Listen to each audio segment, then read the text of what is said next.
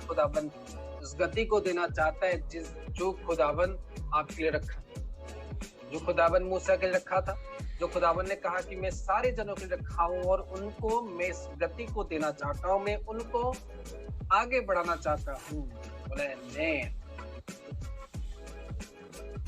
लेकिन व्यक्ति अपने आप को जांचता नहीं कि मैं हूँ कौन, मेरी कैरेक्टर कैसी है, मुझे क्या करना चाहिए एक्चुअली, और मैं क्या कर रहा हूँ, कौन से वे में जा रहा हूँ, मुझे एक्चुअली करना क्या है।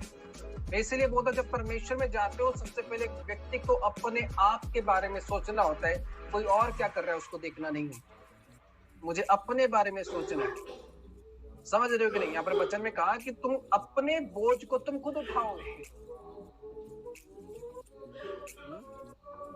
मैं आपको एक उदाहरण दे रहा हूँ, आप जा रहे हो कोई गाड़ी में या फ्लाइट मान लो या स्टेशन में जा रहे हो और आपके पास काफी सामान है, आप देख रहे हो कि दूसरा आदमी आपसे ज्यादा सामान लेके जा रहा है, वो उठा नहीं पा रहा और आपके पास भी सामान है, तब आप देखोगे कि क्या वो आदमी का सामान मैं उठा लूं? उठा सकते हो?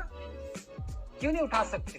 क्योंकि आपके पास खुद इतना सामान है कि आप अपने खुद के सामान तो नहीं उठा सकते, किसी दूसरे का सामान कैसे उठा सकते? समझ रहे हो कि नहीं मेरी बात? इसी तरह जब एक व्यक्ति परमेश्वर में आता है, अगर वो चाहता है कि मुझे परमेश्वर की मसीह के साथ बढ़ना है, परमेश्वर के अनुग्रह के साथ बढ़ना है, उसने कहा सबसे पहले तुम्हें अपने आप को जांचना होगा, अपने आप को पहचानना होगा और तुमसे जो मैं चाहता हूं उसी रास्ते पर तुम्हें चलना होगा। तुम्हारा बोझ जब तुम उठाओ, और तुम्हारा बोझ कोई उठा नहीं सकता, तुम्हारे पाप की माफी तुम्हें तभी मिलेगी जब तुम अपने कैरेक्टर को चेंज करोगे। बोले मैं, तुम्हारी गलतियों की, गुनाहों की, तुम्हारे श्राप की, बंधनों की तोड़ तभी होगी जब तुम अपना घुटना को झुकाओगे मैं, और पाप आपने किया और आप बोलोगे कि बेटा तू घुटना झुका दे, नहीं हो सकता। जब तक आप अपने घुटनों को झुकाओगे नहीं, जब तक आप अपने कैरेक्टर को चेंज नहीं करोगे, जब आप परमेश्वर के राइट टीचिंग्स को नहीं लोगे, जब तक आप परमेश्वर की सही शिक्षाओं को अपने अंदर पर लोगे नहीं, कभी भी आपके अंदर में परमेश्वर की वो अद्भुत मसा नहीं आ सकती, कभी भी आप भर नहीं सकते। समझ रहे हो कि नहीं? कभी भी आप भर नहीं सकते, कभी भी आप खुदावन की उस सामर्थ को, कभी भी आप खुदावन की उस एनॉइंटिंग को अपने जीवन पर ले नहीं सकते, क्योंकि आप अपने जीवन को चेंज नहीं किए, आप अपने लाइफ को चेंज नहीं किए। आपका बोझ आप उठा रहे हो, बोझ उठाना किसको है? आप ही को है, और आप अपना बोझ को भारी करते जा रहे हो। एक दिन बोझ इतने भारी हो जाएगी खुद उसमें दब जाओगे। बोझ एक दिन इतनी भारी हो जाएगी कि आप उसमें दब जाओ।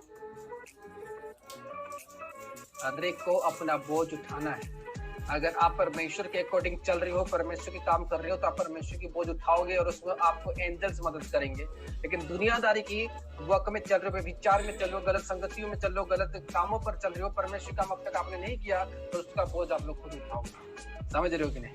जब परमेश्वर के वर्क करते हो तो परमेश्वर आपकी बोझ उठाता है, उसके स्वर्गदूत आपके बोझ उठाते हैं। जब परमेश्वर के उस वर्क को नहीं करते, या परमेश्वर को नहीं जानते, या अपने लाइफ को विचार की हुए मिला लेके जाते हो और अपने आप को जब चालाक समझते हो, आपकी खुद की बोझ आप खुद उठाते हो, आपके लिए कोई हेल्पर नहीं होता। लेकिन जब आत्मिक वर्क में चलते हो, आपके लिए डिवाइन हेल्पर खुदाबंद देता है। समझ रहे हो कि नहीं?